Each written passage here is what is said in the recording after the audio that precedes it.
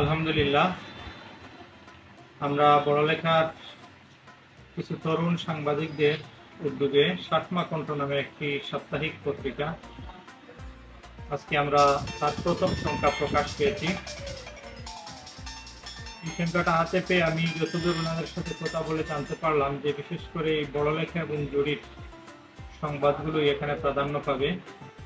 এর পাশাপাশি এই পড়ালেখা জরিপ, ঐতিহ্য, প্রাকৃতিক সৌন্দর্য, এই এলাকার অবহেলিত দুর্ভোগে আক্রান্ত জনপদের মানুষ, এদের কথা, এদের কষ্ট, এগুলোই মূলত এখানে নিউজে প্রাধান্য পাবে।